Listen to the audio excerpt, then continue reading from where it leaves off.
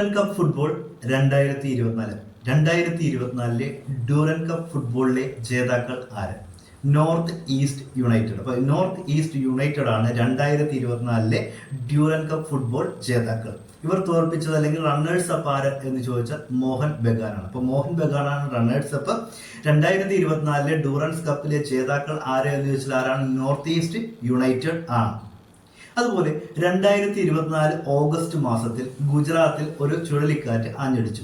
ഈ ചുഴലിക്കാറ്റിന്റെ പേരെന്ത് എന്ന് ചോദിച്ചാൽ അസ്ന. അപ്പൊ അസ്ന എന്ന ചുഴലിക്കാറ്റാണ് 2024 ഓഗസ്റ്റ് മാസത്തിൽ ഗുജറാത്തിൽ ആഞ്ഞടിച്ചത്. അതായത് ഗുജറാത്തിൽ വീശിയ ചുഴലിക്കാറ്റ് 2024 ഓഗസ്റ്റ് മാസത്തിൽ ഗുജറാത്തിൽ വീശിയ ചുഴലിക്കാറ്റിന്റെ പേരാണ് അസ്ന.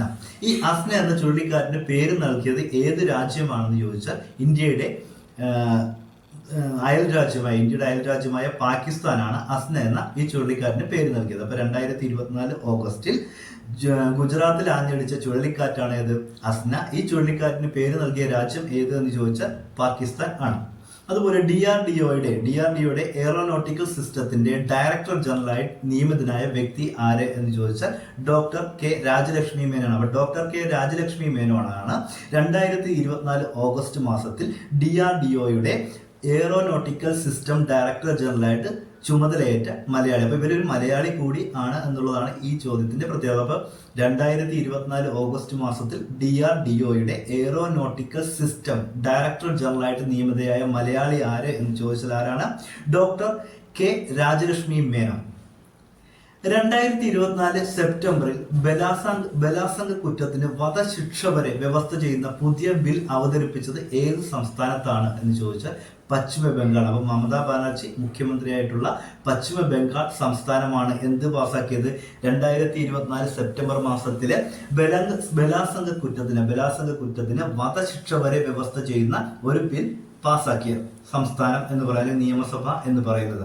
ഈ വധശിക്ഷ പാസാക്കിയ ഈ ബില്ലിന്റെ പേര് എന്ന് ചോദിച്ചാൽ അപരാജിത വുമൺ ആൻഡ് ചൈൽഡ് എന്നാണ്. അപ്പൊ ഈ ബില്ലിന് നൽകിയിരിക്കുന്ന പേര് അപരാജിത വുമൺ ആൻഡ് ചൈൽഡ് എന്നാണ് ഈ ബില്ലിന് നൽകിയിരിക്കുന്ന പേര്. ഇത് വെസ്റ്റ് ബംഗാൾ ക്രിമിനൽ ലോ അമെൻമെന്റ് ബിൽ 2024 എന്നറിയപ്പെടുന്നു. വെസ്റ്റ് ബംഗാൾ ക്രിമിനൽ ലോ അമെൻമെന്റ് ബിൽ 2024 പ്രത്യേകത എന്ന് പറയുന്നത്, അല്ലെങ്കിൽ ആ ബില്ല് നൽകിയിരിക്കുന്ന പേര് എന്ന് പറയുന്നത് എന്താണ്? അപരാജിത വുമൺ ആൻഡ് ചൈൽഡ്.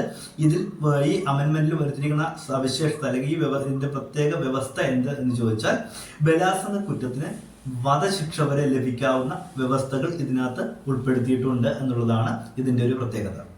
അതുപോലെ 61ാമത് നാഷണൽ ചെസ് ചാമ്പ്യൻഷിപ്പ് 2024 ജേതാവ് ആര് എന്ന് ചോദിച്ചാൽ കാർത്തിക് വെങ്കട്ടരാമൻ. അപ്പൊ കാർത്തിക് വെങ്കട്ടരാമനാണ് 2024 നടന്ന 61ാമത് നാഷണൽ ചെസ് ചാമ്പ്യൻഷിപ്പിന്റെ ജേതാവ്. അപ്പൊ 61ാമത് നാഷണൽ ചെസ് ചാമ്പ്യൻഷിപ്പ് ജേതാവ് ആര് എന്ന് ചോദിച്ചാൽ ആരാണ്?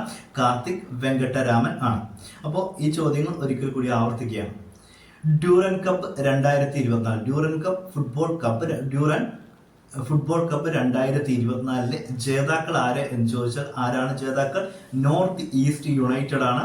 അവർ തോൽപ്പിച്ചത് അല്ലെങ്കിൽ റണ്ണേഴ്സ് അപ്പ് ആയത് മോഹൻ ബഗാൻ SG ആണ്.